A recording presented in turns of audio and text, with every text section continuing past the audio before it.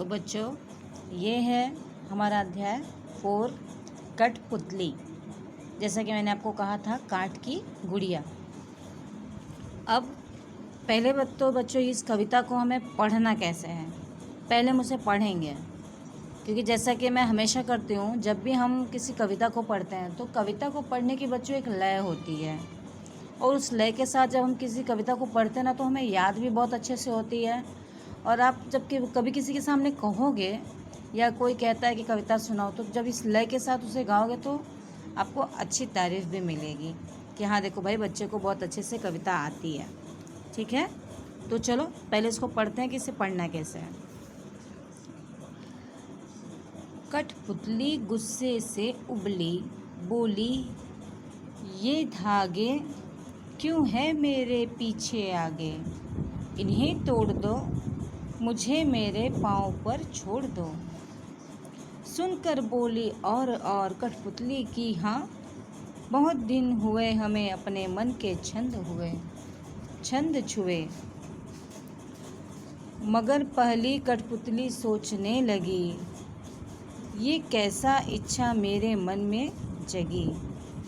अर्थात ये कविता बहुत छोटी सी है बच्चों। इसे भवानी प्रसाद मिश्र जी इस कविता के लेखक हैं।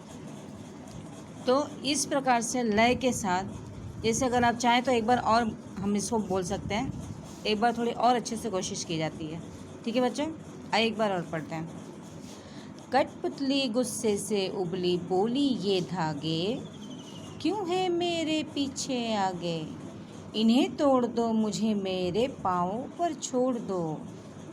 सुनकर बोली और कठपुतली की हाँ, बहुत दिन हुए हमें अपने मन के छंद छुए।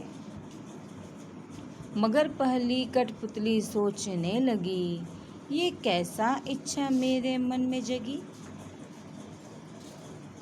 अब हम पहले पैराग्राफ का बच्चों देखते हैं उसका अर्थ कि कठपुतली गुस्से से उबली, बोली ये धागे क्यों है मेरे पीछे आगे, इन्हें तोड़ दो, मुझे मेरे पाँव पर छोड़ दो। अर्थात इस प्रस्तुत पंक्ति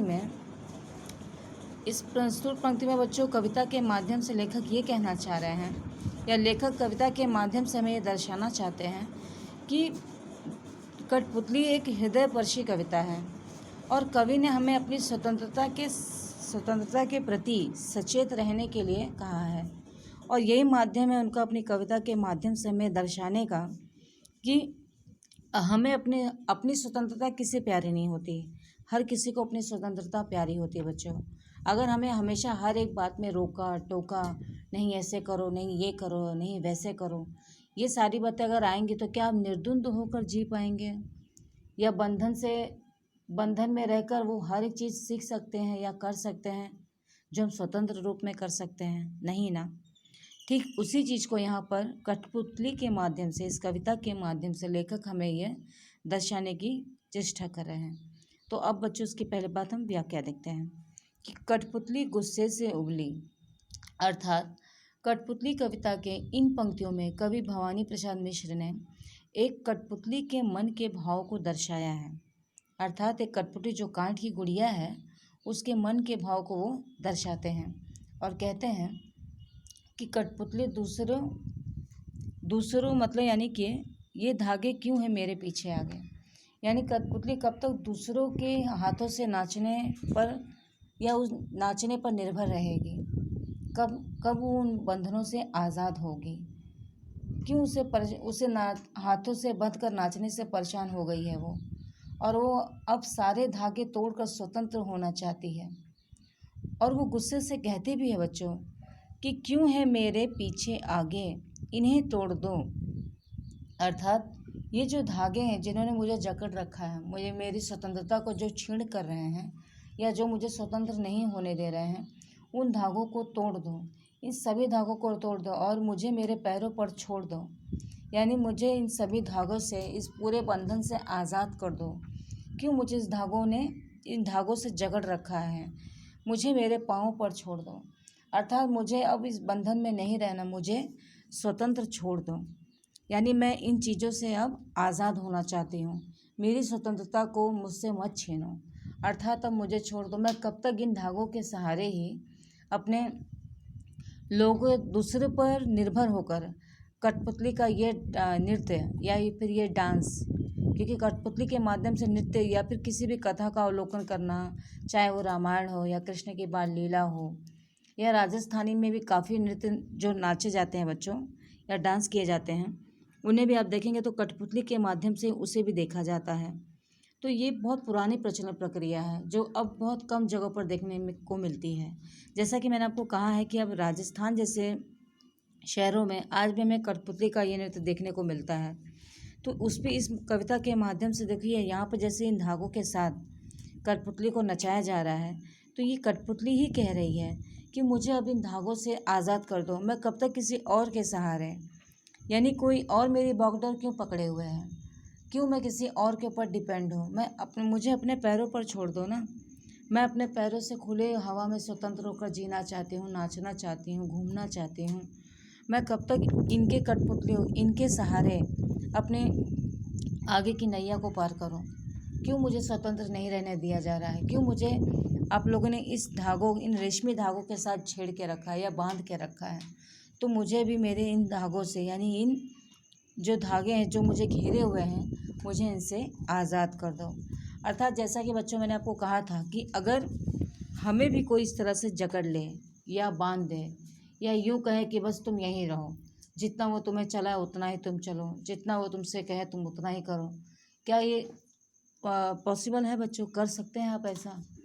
नहीं हो सकता है ना, क्योंकि कुछ समय के लिए तो आप रुक जाओगे, लेकिन अगर आपको उसी में पूरा जीवन निकालना हो तो आप निकाल सकते हो? नहीं, बिल्कुल भी नहीं बेटा, क्योंकि आज के समय ये हमारा लोकतंत्र राज्य है। हमें हमारी स्वतंत्रता दी जाती है कहने की, बातों को समझने की। अगर कोई गलत चीज़ आप देखते हो तो वहाँ पर आप डट कर उस चीज़ को कह सकते हो। अपनी बात को रोकने की इजाज़त यहाँ नहीं है। आप खुलकर अपनी बातों को सामने रख सकते हो।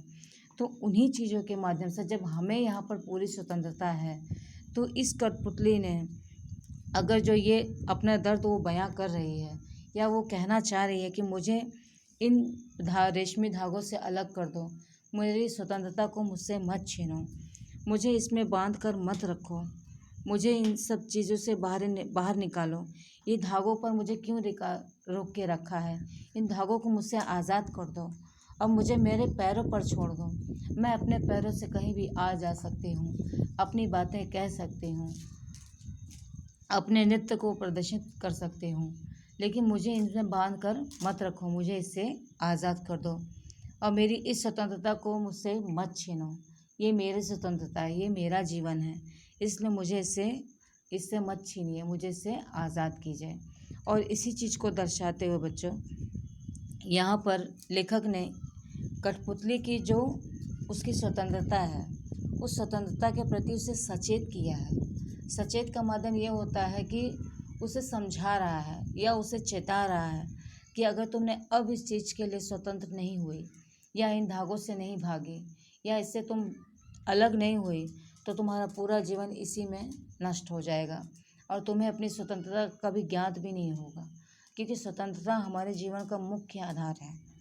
हमारे मार्गदर्शन या अगर हम किसी चीज़ को पाने की चेष्टा करते हैं तो उस चेष्टा में भी हमारी स्वतंत्रता निहित होती है बच्चों। हम स्वतंत्र होकर किसी भी स्थान पर जा सकते हैं, आ सकते हैं, अपनी इच्छा अनुसार हम अध्यापन कर सकते हैं, अपने जीवन को आगे मार्ग अपना प्रशस्त कर सकते हैं कि हम किस चीज़ में आगे बढ़ना चाहते हैं, उसके लिए हमें क्या तैयारी करनी है। इसके लिए अगर आप स्वतंत्र होंगे तो ही आप उस चीज़ों को कर पाएंगे। अर्थात अगर आपको बंद करके रखा जाएगा या धागे में बांध के रखा जाएगा और आपसे कहा जाएगा नहीं ये करो, वो नहीं वो करो, तो इस प्रकार से अगर किया जाएगा तो क्या आप आगे बढ़ सकते हैं? क्या आप किसी मुकाम को हासिल कर पाएंगे? नहीं। ठीक उसी प्रकार यहाँ पर भी लेखक उसी चीज़ को दर्शाने की चेष्टा कर रहे हैं कि कठपुतली कठपुतली का जो मन की व्यथा है या जो उसकी मनोदशा है, उसे वो जगाने की और चिताने की चेष्टा में उसे ये, और कठपुतली ये कह भी रही है बच्चों कि मैं अब इन धागों में नहीं रहना चाहती, मुझे स्वतंत्र कर दो, मैं अपने पैरों से अपने जीवन को देखना चाहती हूँ, आगे बढ़ना चाहती हूँ। और इसी के माध्यम से वो आगे बढ़ना चाहते हैं और अपने दुखों को वो यहाँ पर कह रही है। अपने परतंत्र से निकल कर स्वतंत्रता की ओर वो आगे बढ़ना चाहती है।